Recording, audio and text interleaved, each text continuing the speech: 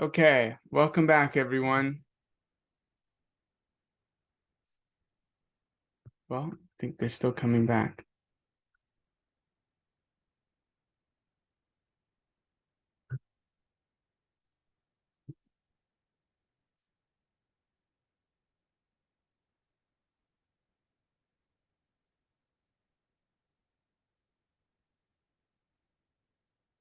Okay, welcome back, everyone.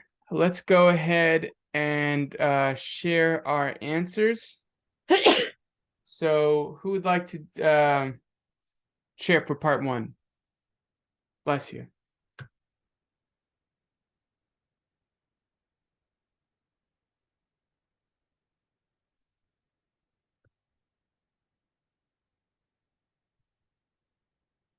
I know at least a few. I'll share. Okay, Mike, thank you.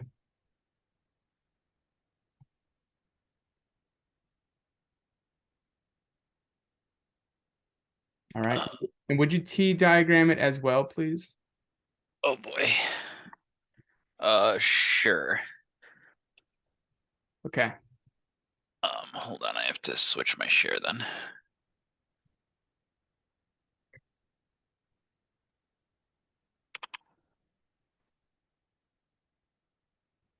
Okay, so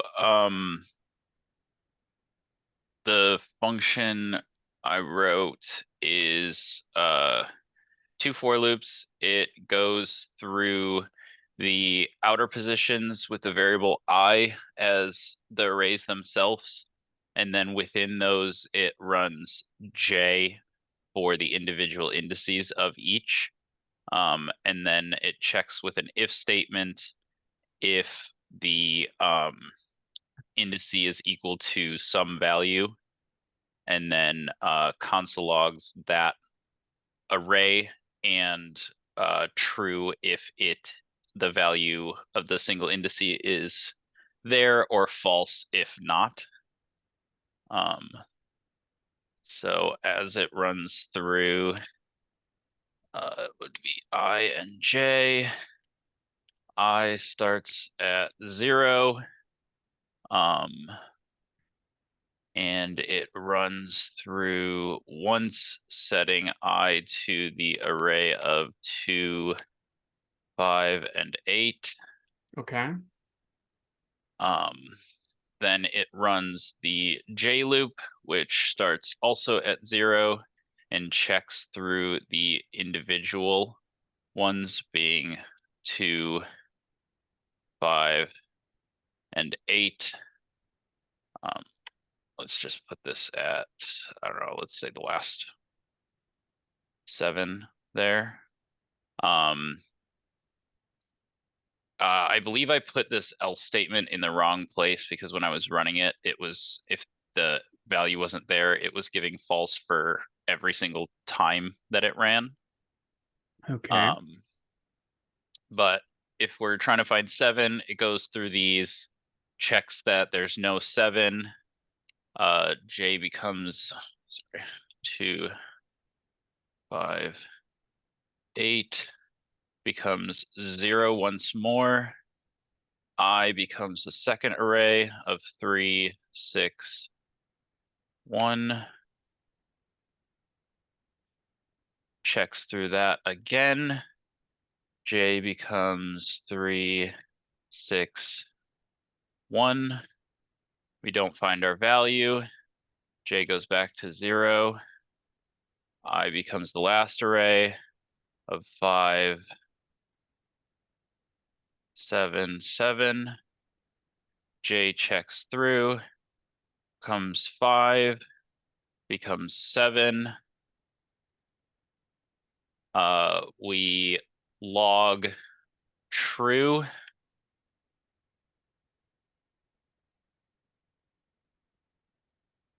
And we log the array of I, which is 5, 7, 7.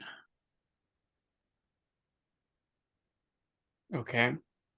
So with this one, where would we put the else statement to correct it? outside once more Okay.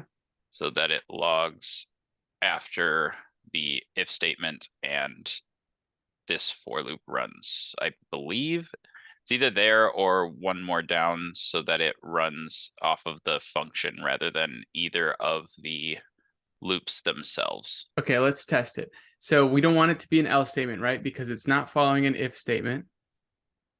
So it should just be console log false, right? Right? Okay. Oh no, my And format so is we're exiting the inner for loop and we're trying to see if it's not in the inner for loop, if the outer for loop should console log false. Right? And it's still giving lots of falses. So at every every array that does not log it. So yeah, right. We want to move it one more out. Yep. Okay. So it should only give us one false if in the whole array of arrays we don't have that. Right. Okay. And all right. Well done, guys. Good job. Now, who would like to share for the second one? Won't that give you a false even if it finds it? You would need a break after it finds it to stop it Yes, from. you would need to return or add a break on line 76. Good catch, Spencer. Right. So if you do find true, and it depends, are you only trying to find it one time, or are you going to log true every time you find it? So I would say just the first time, if we find it at all, Yeah. you can break from there or return true. Okay. So just instead of the console log here, we could console log there just so we get where it is and then return true. And you don't, so I think it would also be good to console log I at J, right? Not just the array, but the specific place. Yeah. Again, good catch, Spencer. So Yeah, thanks for that. all right. So now a second group. Who would like to present for the part 2? Flatten the array.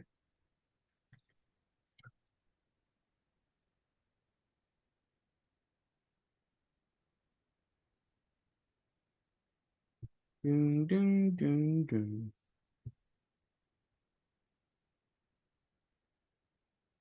Spencer, your group. Okay. You want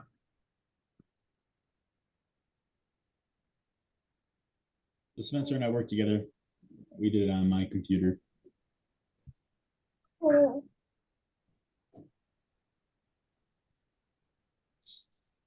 So yeah, we similar to how you just did the return false or return true. We made a variable called found, and we automatically have it as false. So that way, if it's found true here, it just skips. Otherwise, it'll go down to here. We just counted like that. So Evan, I think he wants us to do the second function. oh, my bad. Okay, yeah, I'm sorry. Okay. So first we did it with making a new array because that was just easiest to do it that way. Do you want me to T diagram this, Josh? Yeah, if you could. Okay. Okay. So yeah, with the new array there flat, let's write down resolve. Sorry if you can hear my dog in the back. Nope.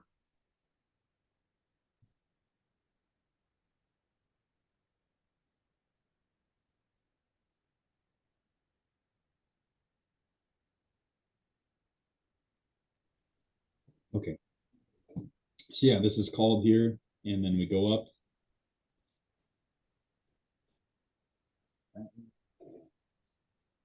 Okay. So I equals 0. We have the flat. We have flat first, right? That's the first variable. Oh, sure. Okay, true.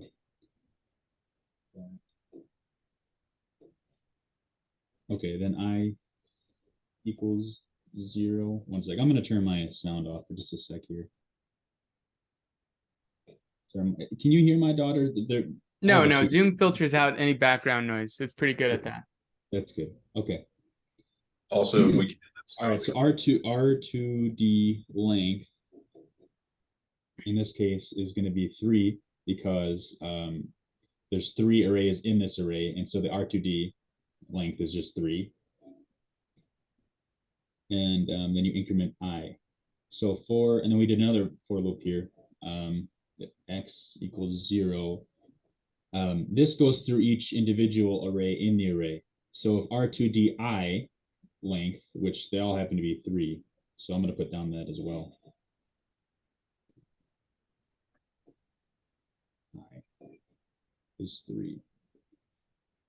And then we have it go through and it pushes both of the I and the X into a new array. So, okay. So if I equals 0, which it does, and we go through down in there, X equals 0, and it is smaller than 3. So we increment, or we go down, we push I of X. So console log I of X. So 0, 0, which would be 2. 2. And then I becomes 1. I'm sorry. X would become 0 or 1 rather. So we're not doing that one next. So X equals 1. And then you go through again. You use console log 5 because it's still smaller than 3 for that one. 2, 5. And then X becomes 2.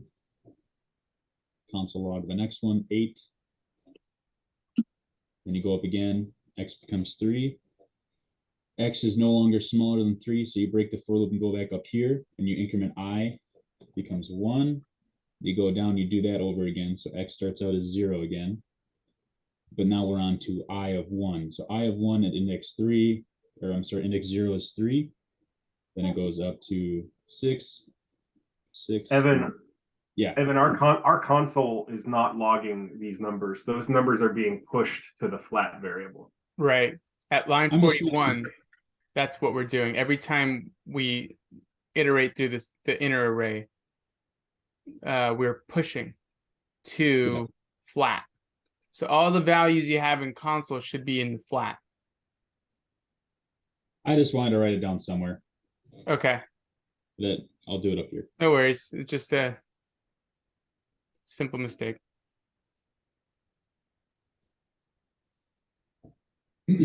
Okay, and then once X becomes 3, or I'm sorry, once we have to do 2 still. So then X is at 2, and then you console log I, I'm sorry, you push I.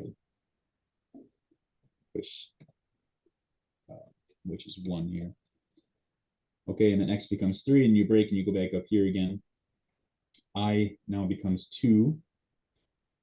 You go down, and we're on the last array here because it's indices of 2. So let's push. X starts at a 0, so that would be the indice of 5. Then you push, X becomes 1, so that'd be 7. And then X becomes 2, and that is also 7. But then X is 3, so you have to go back to the beginning. And then at the for loop here, an I is now 3, which is not greater than 3. So then you skip the for loops, and you come to return flat. So this becomes the result here.